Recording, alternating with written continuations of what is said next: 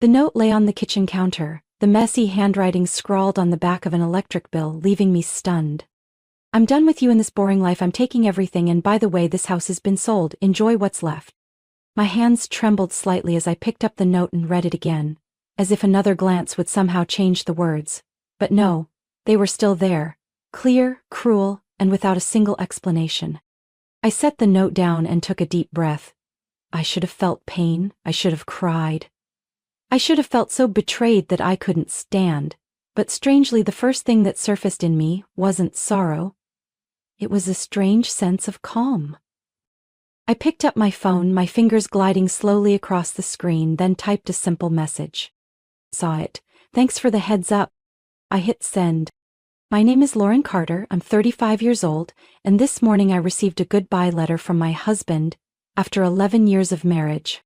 As I looked around the kitchen, my kitchen, not his, I realized that this moment wasn't an unexpected shock. It was the inevitable result of months, years of signs I had ignored, or at least pretended not to see. I am a handcrafted jewelry designer running my own brand that I built from scratch. I once believed that Ethan, my husband, was always supportive of my dream, but it turned out he only supported me as long as my success didn't surpass his. I should have seen this coming. The late nights at work but no meetings listed on his schedule, the whispered phone calls that abruptly ended when I walked into the room, the evasive looks when I asked about finances. And then there was the bank account. 6 months ago, while paying the bills, I noticed large sums of money being withdrawn from our joint account, transferred to an account I had never seen before. When I asked, Ethan smirked and called it a business investment. You wouldn't understand, he said, patting my shoulder like I was a curious child instead of a grown woman, a business owner with a sharp mind. I'm creating financial opportunities for our future. Part of me wanted to believe him, but another part did not.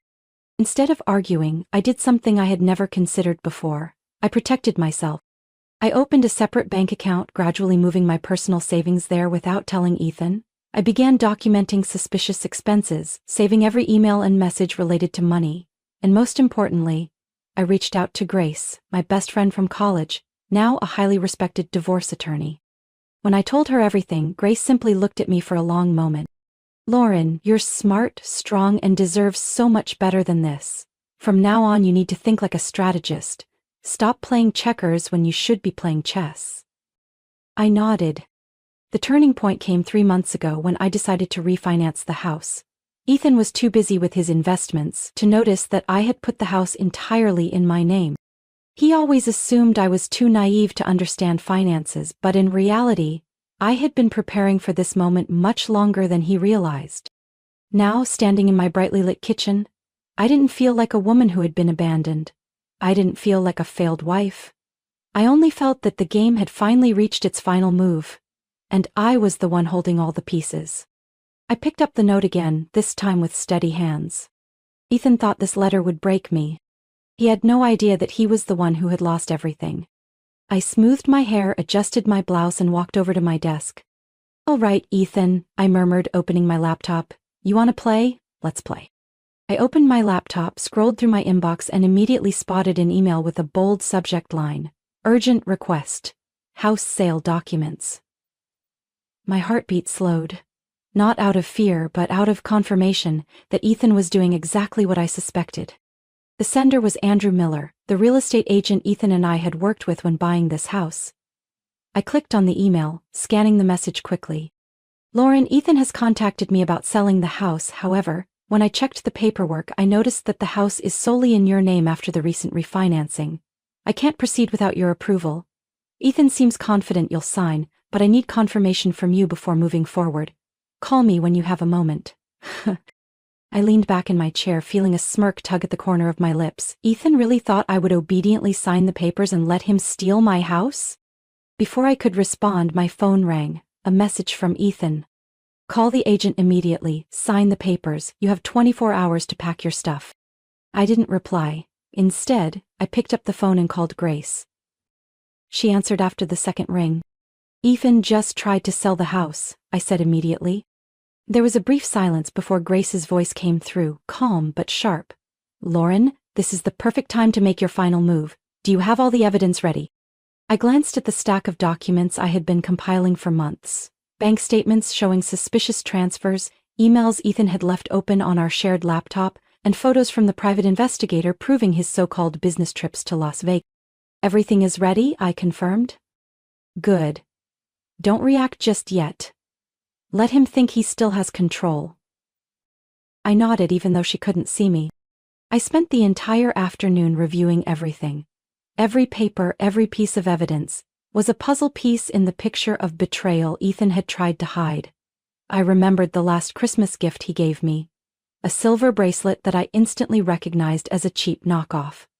When I confronted him, he snapped, accusing me of being too demanding and ungrateful. But the truth was, Ethan wasn't broke, he just wasn't spending money on me. That night I received a call from Andrew. Lauren, I just spoke with Ethan. He seems to think you won't have any issue with selling the house. I chuckled. Oh, really? Would you like me to let him know you're not agreeing to this? I looked out the window, watching as darkness slowly settled over the quiet street in front of my house. I knew Ethan wouldn't give up easily. No need, I'll handle it myself. The next morning the doorbell rang. I didn't need to check the peephole to know who it was. When I opened the door, Ethan stood there, gripping his phone tightly, his face flushed with anger. Lauren, what the hell are you doing? His voice was filled with frustration as he stormed into the house without waiting for an invitation. I crossed my arms, standing my ground. What are you talking about? The house. Andrew says you haven't signed the papers. What game are you playing? This is my house too. I shrugged, walking slowly to my desk, picking up a thick folder and placing it in front of him. No, Ethan, this is my house. He froze, his expression shifting as he stared at the documents. I flipped to the next page. This is the refinancing paperwork. You were too busy with your investments to notice that you signed away your ownership rights when I refinanced 3 months ago. Ethan stood stiffly in the middle of the living room. The cold blue eyes I once loved now reflected only sheer panic. Lauren, you can't do this to me. We can talk, we can work this out without going to court. His voice was hoarse, half pleading, half furious. I crossed my arms, my gaze unwavering. Ethan, how else do you suggest resolving this when you were the one who dug this hole for yourself? Grace stood beside me, maintaining her professional demeanor, though her eyes gleamed with quiet authority. Ethan, I advise you to read these documents carefully. We have already filed with the court to freeze all joint accounts until the unauthorized withdrawals are fully investigated. Ethan's face turned pale. I walked to my desk, opened my laptop and turned the screen toward him. And here's a list of all the withdrawals you made over the past 6 months, along with proof that none of this money was tied to any legitimate investments. Ethan swallowed hard, his eyes darting across the numbers. How long have you been tracking me? He demanded. Long enough to know there's no way for you to get out of this, I stated firmly. I saw real fear flicker in his eyes. He wasn't just losing the house. He was facing potential legal consequences for misusing our shared finances. He had never considered that possibility when he wrote that note and tried to disappear with everything. Grace adjusted the files in her hands. We've already spoken with a judge about this matter. If you don't cooperate, we'll push for a deeper investigation into these transactions that could have serious consequences for your financial and professional future. I saw Ethan's hands tremble slightly. He was no longer the smug, overconfident man he had once been. He was standing at the edge of the downfall he had created for himself. Lauren, you don't have to go this far, we can settle this peacefully. I laughed, but there was no humor in it. Like the way you tried to sell the house behind my back? Like the way you drained our accounts and planned to disappear? Ethan, you had the chance to handle this amicably, but you chose to betray me instead. Ethan stared at me, silent. He knew I was right. After a long pause, he exhaled shakily, setting the folder down. I need time to think. Take as much time as you want, I said evenly, but the accounts are frozen, the divorce papers are filed, and the court will have its answer soon enough. Ethan had no choice but to leave, his shoulders slumped in defeat. I stood still watching him go, with no intention of stopping him. When the door clicked shut, a strange sense of relief washed over me. No more lies, no more deceit. The game was over. A few weeks later, news about Ethan's financial troubles began to spread. The company he once took pride in was now facing serious issues due to the personal debts he had tried to hide. Those so-called business investments had actually been failed gambles, and now he had to face the consequences. I heard that he had to move out of the luxury apartment he had rented after leaving here. Now he was living in a much smaller place in the suburbs, trying to rebuild his life from the wreckage he had created. And me? I was no longer the woman I used to be. I stood in the living room, looking around the house I had once considered our shared home. There was no trace of Ethan here anymore. I decided to renovate the entire space, transforming it into something full of life, exactly the way I wanted it. The dull beige walls Ethan had insisted on keeping? I painted them a bold, deep blue. His old office was now my creative studio, where I could spend hours designing the jewelry I loved. My business was thriving like never before. After my story was featured in a local magazine, my orders doubled. I hired more staff, expanded my market, and, for the first time, I was featured in a major fashion magazine. No one called my business a little hobby anymore. Friends and family visited me more often. They looked at me with admiration, not because I had survived a failed marriage, but because I had reclaimed myself. One day, Grace came over with a bottle of wine and a bright smile. "Lauren, did you ever think things would turn out this way?" I laughed as I poured 2 glasses. "Not at all, but now I can't imagine my life any other way." Grace raised her glass. "Then here's to a new chapter." I clinked my glass with hers, savoring the sweet taste that spread across my tongue. I had made it through the hardest part. I had taken back my life. And I knew this was only the beginning. One autumn afternoon, as I was arranging my booth at a local craft fair, a deep, warm voice spoke from behind me. "These designs are truly impressive." I turned around and met the curious gaze of a man in his early 40s, his dark brown hair streaked with hints of silver, his sharp yet kind eyes studying my work. "Thank you," I replied, offering a professional smile. "I'm James Turner." He extended his hand, and as I shook it, I noticed the calluses on his fingertips, a familiar sign of someone who worked with their hands. "Lauren Carter," I introduced myself. James nodded, his eyes still scanning the jewelry displayed on my table. "I make wooden jewelry boxes. I come to this fair pretty often, but I don't think I've seen your booth here before." "I just recently expanded my business," I replied, feeling a sense of ease, knowing that for the first time in years I could say that with pride, without anyone belittling my work. We talked for a while about craftsmanship, the best types of wood for jewelry boxes, and how to properly care for silver to maintain its shine. It wasn't a conversation laced with romantic undertones, but rather an exchange between 2 artisans who truly understood the value of their craft. For the first time in years, I met a man who didn't try to tell me what I should do, who didn't pity me or dismiss my work. James didn't ask if I was married, didn't look at me with curiosity about my personal life. He was simply interested in what I did, and that made me feel more comfortable than anything else. As the fair wrapped up, James gave me a nod before heading off. "Wishing you continued success. Hopefully next time I'll see your booth in an even bigger spot." I watched him walk away, feeling something different, something I couldn't quite name yet. A few weeks later, I received a message from an unknown number. "Lauren, this is James, the jewelry box maker. I have a beautiful batch of walnut wood that I think you might like if you're considering a new product line. If you're interested, I can send you some samples." I looked at the message and smiled. "Send me some pictures, I'd love to see them." That's how the conversation started, simple and natural. We exchanged ideas, talked about materials, and discussed how handcrafted products could complement each other.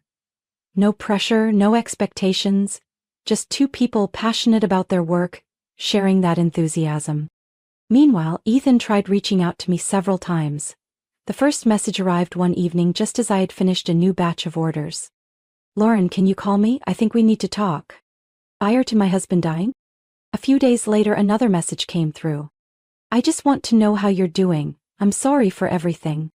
I still didn't respond. I didn't need to know how Ethan was feeling. I didn't need to hear his late apologies. Some doors are best left closed forever. One morning, as I was reorganizing my workspace, I happened to pull open a drawer and found an old, slightly crumpled piece of paper. I picked up Ethan's note, reading the words he had left behind on the day he thought he had won. "I'm done with you in this boring life." I laughed, not out of anger or bitterness, but at the irony of it all. My life was anything but boring now. I had just closed a major deal, been featured in a prestigious craft magazine, and was preparing to open my first store. I had met incredible new people, built a community for independent women to share their dreams and support each other.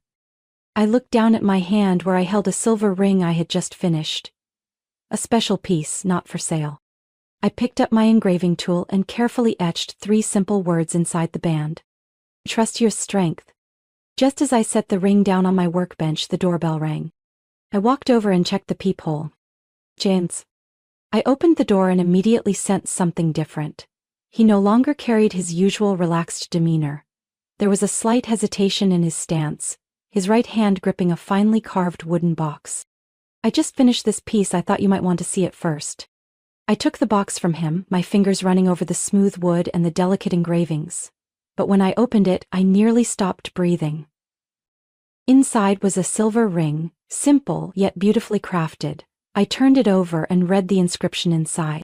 Trust your strength. I looked up at him, stunned. James gave a small smile. I remember you telling me about the special ring you made for yourself. But even the best artisans deserve to have something made for them, don't you think? I clenched the ring in my palm, feeling a warmth spread through my chest. Ethan once thought he could take everything from me. But what he never understood was that I never needed him to build my life. And as I looked at James, I realized something else. Maybe, after everything, I didn't have to walk this path alone. Life doesn't always unfold the way we expect, but sometimes, challenges open doors we never imagined. Lauren Carter lost a marriage, but she never lost herself. She rose again, stronger, more independent, and discovered her true worth. Her story isn't just about betrayal. It's about rediscovering inner strength. In reality, we all face unexpected turns in life, but the most important thing is never letting anyone else define our value. Lauren Carter has shown us that true strength comes from within. What do you think about her story? If you were in her situation, what would you do? Share your thoughts and don't forget to follow the channel for more real-life stories about family and resilience.